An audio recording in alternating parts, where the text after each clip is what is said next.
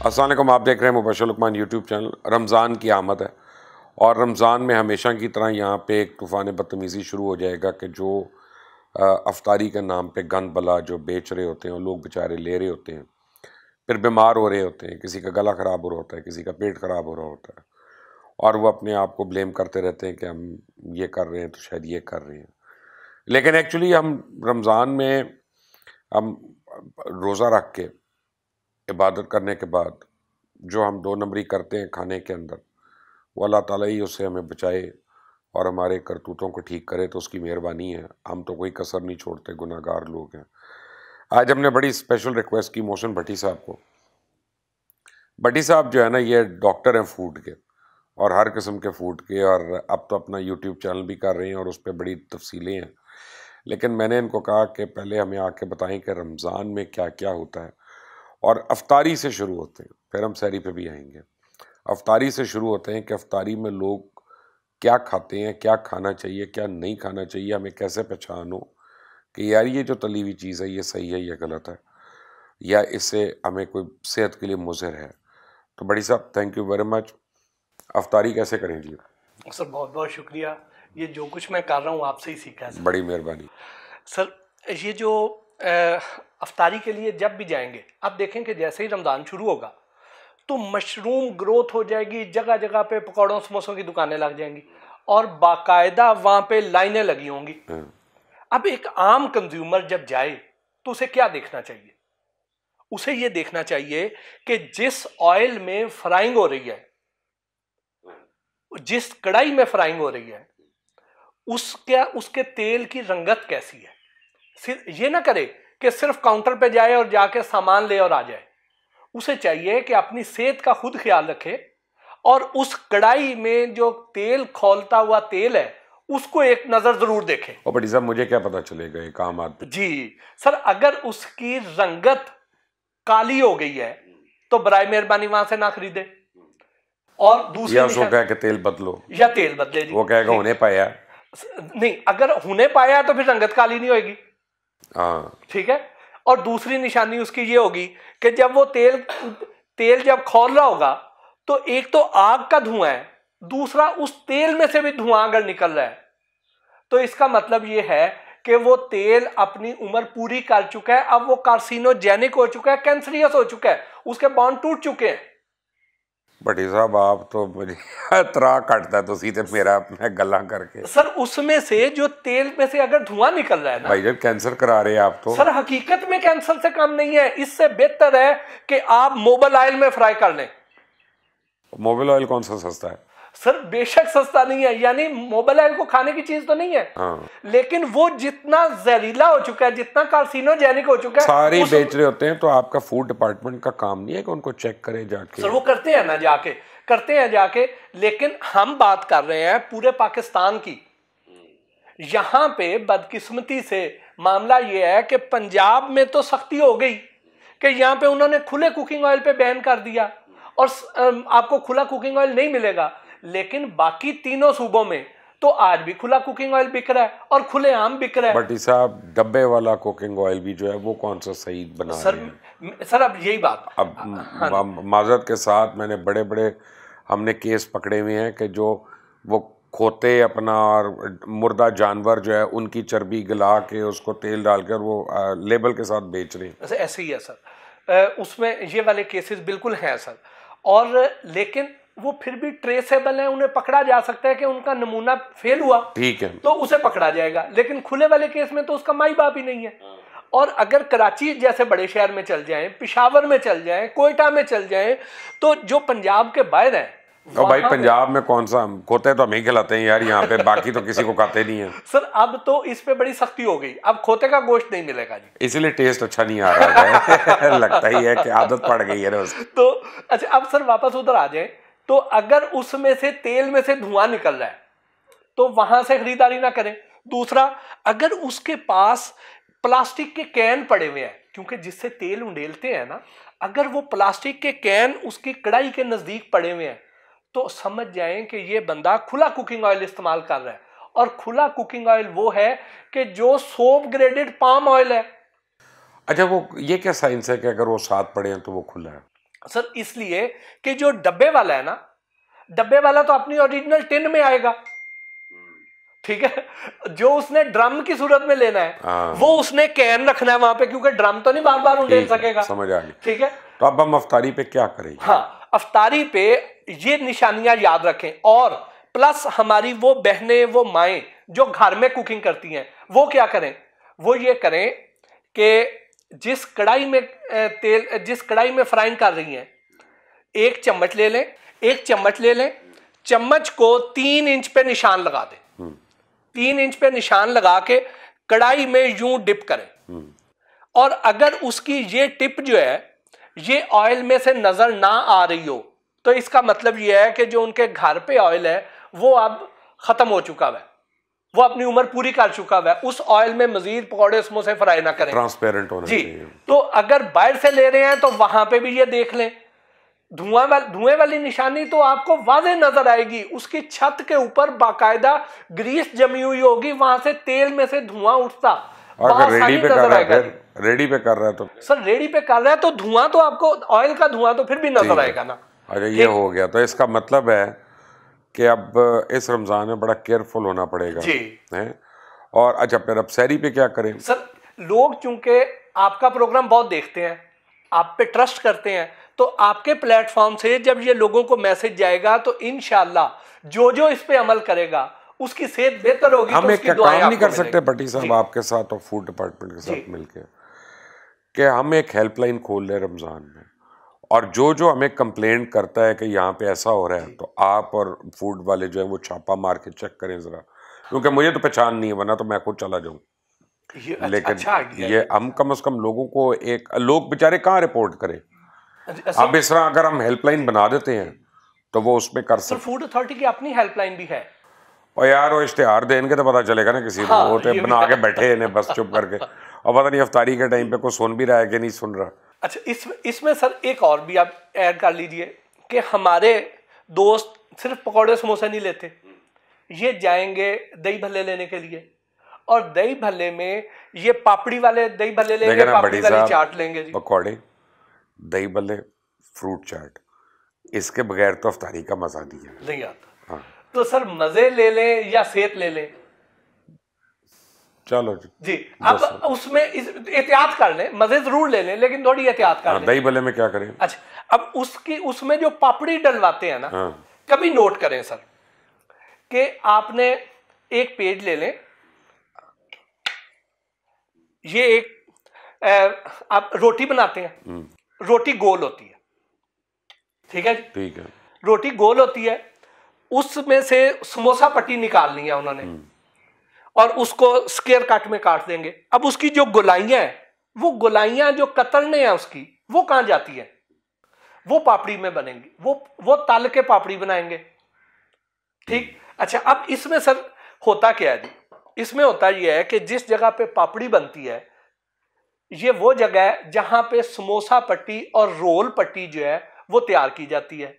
अगर रोल पट्टी और समोसा पट्टी को आप बनते हुए देखें तो आप हैरान हो जाएंगे कि इतनी बड़ी रोटी बनाई जाती है जी, कम अज कम 1 गज के कतर की रोटी होती है जी, ठीक। अब वो रोटी इस तरह बनती है कि जो वर्कर वहां पे काम कर रहे हैं, अंगीठियां वहां पे चल रही हैं, शदीद गर्मी का आलम है, पसीना उन्हें आ रहा है, उन्होंने सिर्फ बनियान पहनी हुई है, और वो रोटियां बना के यहां तक उनके रोटी वो आती है हाथ पे, तो फिर जाके वो उसको पलटते हैं, और उसमें उसके बाल भी लग रहे हैं, उनका पसीना भी उसमें शामिल हो रहा है। और वो जब रोटी की तय इतनी, कम से कम को 50 रोटियां इकट्ठी नहीं हो जाएंगी, वो उनको डालते रहते हैं, फिर उसके बाद उन्हें पकाते हैं, पका के फिर काटते हैं, जो कतरने हैं उसमें से लेफ्ट ओवर उसके वो नीचे गिरते हैं, और शाम को जितनी वो इकट्ठी हुई है वो इकट्ठी करके शॉपिंग बैग में डाल के, और वो उनसे दही भल्लों के पापड़ी वाले ले जाते हैं, जिसको जाके फ्राई करते हैं।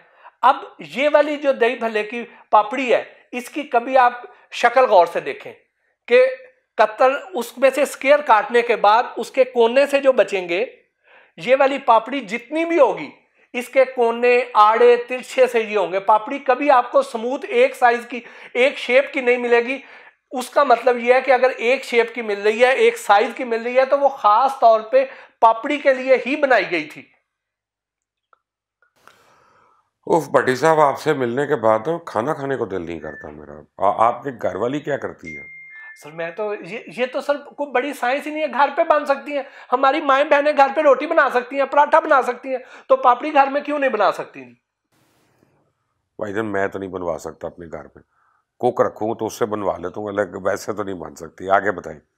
और कई मजलूम है मेरी तरह के, फिर ठीक है ना। आप सैरी का बताएं मुझे, सैरी पे क्या करें? आप कह देंगे मुझे दूध सही नहीं है। अच्छा, अब दूध की तरफ आ जाए सर। हाँ जी। दूध का मामला ये है हमारा कि हमारी पाकिस्तान में 22 करोड़ आबादी है। 22 करोड़ लोग अगर एक गिलास दूध रोजाना पिए तो हमें 22 अरब लीटर दूध साल का चाहिए, जबकि हमारी पैदावार है 9.5 से 10 अरब लीटर साल की। ये जो बाकी 12 अरब लीटर है, ये डेफिसिट कहां से पूरा होता है? जाली दूध से, जाली दूध से, सिंथेटिक दूध से, मिलावट से, इससे दूध आना है।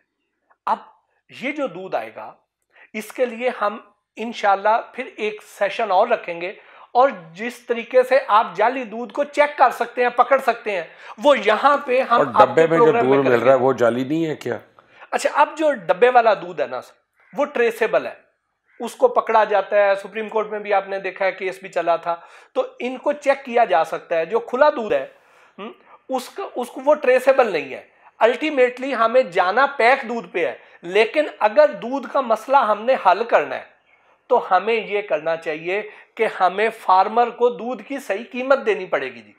ये जितने ब्रांड है सर, ये तो 75 रुपए देते हैं ना लीटर का सर, 45 रुपए लीटर है। मुझे पता चला 75 सर, देते हैं। गलत बयानी करते हैं। मैं खुद गांव का रहने वाला हूं, मेरे अपने घर में अपने गांव में कलेक्शन सेंटर है, और मेरे पास वो रसीदें मौजूद हैं। 45 रुपए लीटर लेते हैं, और वो वाला दूध लेते हैं जिसमें 6% फैट है, और उसके बदले में हमें देते हैं 3.5% फैट वाला दूध। और 45 रुपए लीटर लेकर हमें 200 रुपए लीटर में, 150 से 200 रुपए लीटर में दूध बेचते हैं, और फैट देते हैं 3.5%। मैंने ना बहुत पहले इसीलिए घर में गाय और भैंस रखी हुई थी, और लेकिन उनकी केयर करना इतना मुश्किल होता है, इतना मुश्किल होता है कि हर वक्त को बीमारी, कोई ये को वो, और को केयर टेकर जो है वो चाहिए होता है ना। सही, हमें तो काम आता नहीं है ये। तो अब आम आदमी क्या करे यार, शहरों में रहने वाला, मोहल्ले में रहने वाला, उस बेचारे को दूध मिल जाए गाढ़ा, वही ठीक है। पहले मैं वो वाली बात कंप्लीट कर दूं कि यही बात, आपके वाली बात कि उसकी केयर करनी आसान नहीं है। फार्मर के साथ तो जुल्म हो रहा है। उसको घर में दूध 90 रुपए मेरे हिसाब से तो 70 रुपए भी कम कीमत है जी। उसको 90 रुपए कॉस्ट करता है, उसको 100-125 रुपए लीटर दे दें। और इन्होंने क्या किया हुआ है, कंपनियों के लिए कोई प्राइस रिस्ट्रिक्शन नहीं है। वो चाहे 150 रुपए लीटर बेचे, चाहे 250 रुपए लीटर बेचे, कैपिंग नहीं है, कोई कैपिंग नहीं। लेकिन खुले दूध पे कैपिंग है, और उस पे 5% फैट की मिकदार रखने की भी पाबंदी है। और ये कैपिंग कौन करता है? ये सारा हुकूमत करती है, प्राइस कंट्रोल डिपार्टमेंट करता है जी। अच्छा, इसका मतलब है कि जितनी बड़ी कंपनियां इन्होंने खंचे लगाए हुए जी, लोगों को पैसे खिला रही है। सर, उनके लिए तो कानून जब बन रहा होता है तो ये लोग उसमें बैठे होते हैं।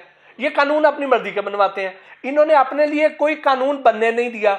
खुले दूध वाले के लिए पाबंदी है कि वो 5% फैट भी दे, और 85 रुपए लीटर से एक्सीड ना करे उसकी कीमत, ठीक। और कंपनियां 160 रुपए लीटर दे, 200 रुपए लीटर दे, और खुद उसमें जो मर्जी मिलाते रहे जी। तो ये अदम मसावात है, ये डिस्पैरिटी है, जिसकी वजह से दूध का मसला हल नहीं हो रहा। अच्छा भट्टी साहब, मैं ये डब्बे का दूध बॉईल करता हूँ, कभी कभी खुद भी कर लेता है ना आदमी कर, उसमें झाग ही नहीं आती। सर उसमें फिर ज्यादा इसमें ऐसे भी है, यानी नसीम सादिक साहब थे सेक्रेटरी लाइफ स्टॉक, उन्होंने चेक करवाया कि कुछ कंपनियां थी वो दूध लेती थी 16 लाख लीटर, और दूध बेचती थी को 60 लाख लीटर। सुभान अल्लाह, ठीक है, सुभान अल्लाह। जो उन्होंने सुप्रीम कोर्ट में जब ये केस चल रहा था तो उन्होंने बाकायदा मुख्तलिफ कंपनियों के आदादो शुमार पेश किए कि ये किसानों से ले कितना नहीं है और बेच कितना नहीं है, जो बाकी डेफिसिट है वो कहां से पूरा होता है, क्या इनकी मशीनें दूध देती हैं? सुप्रीम कोर्ट भी सोच में पड़ गया होगा। जी। इसका मतलब है कि बड़ी वाइड मैल प्रैक्टिस हो रही है फूड सेक्टर में पाकिस्तान की। अच्छा, अब शहरी में तो हर एक को दही चाहिए होता है ना, गर्मियों का रोज़ा है तो दही तो खानी है, और दही तो ठीक है। हाँ सर, इसमें बल्कि एक और अच्छी चीज ऐड कर दूं। दूध को जब आप चेक करते हैं तो एक निशानी ज़हन में रख लें कि अगर आपके घर पे जो दूध आ रहा है उससे दही जम रहा है तो इसका मतलब यह है कि वो सिंथेटिक दूध नहीं है, वो असली है। उसमें पानी की मिलावट हो सकती है, ठीक, उसमें इन्होंने स्टार्च डाली हो सकती है, केमिकल्स नहीं है, क्योंकि अगर उसमें फार्मोलिन डाल दी गई है, अगर उसमें कोई और केमिकल डाल दिया गया है तो फिर उसे दही नहीं जमेगा, ठीक। इसलिए, और जो दही आप लेते हैं कूंडे वाला, वो दही कम से कम ये हो सकता है कि वो पतले दूध से है, उसमें थोड़ा पाउडर डाल दिया गया है कि उन्होंने थिक कर लिया है, लेकिन वो दही केमिकल वाला नहीं है। दही आप इस्तेमाल कर सकते हैं, लेकिन कोशिश करें कि घर पे खुद दही जमाएं। कोई बड़ी साइंस नहीं है, हमारी माएँ घर पे ही बनाती रही हैं। और ठीक है ना भट्टी साहब, आप आसानी होगी है ना, आप ले आते हैं। अब ये जो हम डब्बे का दही लाते हैं ये तो ठीक है नहीं सर। और चलो भाई मैं बंदा की कहे यार, घर बंदा उनमें कुंडा लबन चला जावा डीएचए के अंदर सवेरे सवेरे। कोशिश करें कि कुंडे वाला दही जो है ना, मैं तो कुंडे वाला ही लूंगा। तो फिर इसका मतलब है कि एक रात पहले जाके ले लिया करे आदमी, और सुबह सुबह ना भेजे बंदा को। भट्टी साहब, और कोई चीज़ जो रमज़ान की मुनासबत से आप बताना चाहते हैं? बेसन में क्या है सर? बेसन में ये है कि आप अभी किसी बंदे को भेजें, उसे पूछें कि चने की दाल का रेट क्या है, क्योंकि चने की दाल से बेसन बनना है ना।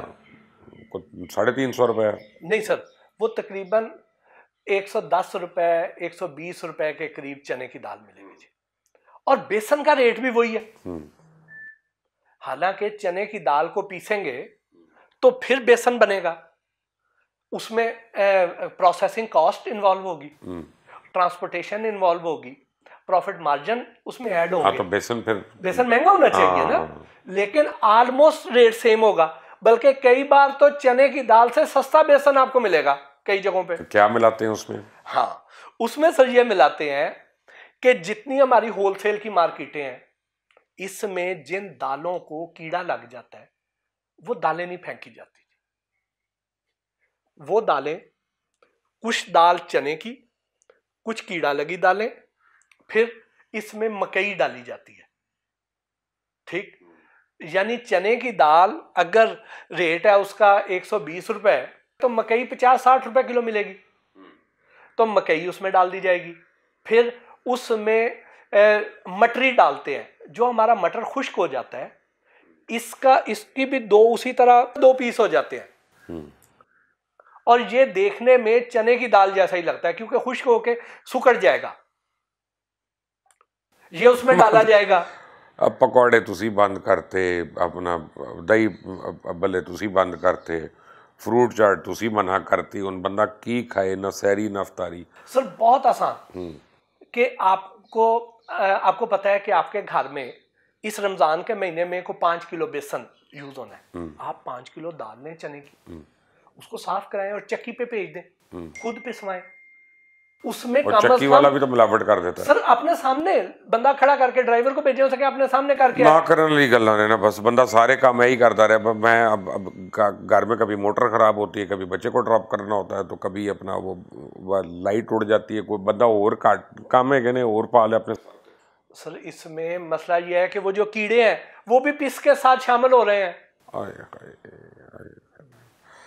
बिल्कुल भट्टी साहब जो बात कर रहे हैं ना जी, वो बिल्कुल ऐसी बात है कि 400 रुपये किलो जब टमाटर हो गए थे ना, और बड़ी देर रहे थे, आप याद करें, तो टमाटो केचप की कीमत नहीं बढ़ी थी, क्योंकि टमाटो केचप में टमाटो होगा तो उसकी कीमत बढ़ेगी ना। उसमें पता नहीं गाजरें डाल रहे हैं, क्या क्या डाल रहे हैं, और रंग डाल रहे हैं, और चीज़ें डाल रहे हैं।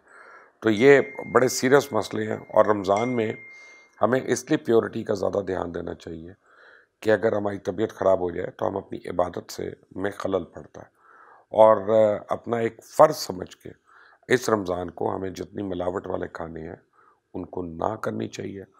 अल्लाह ताला सबकी इबादत जो है उसको कबूल फ़रमाए और सबके लिए आसानियाँ पेश करे।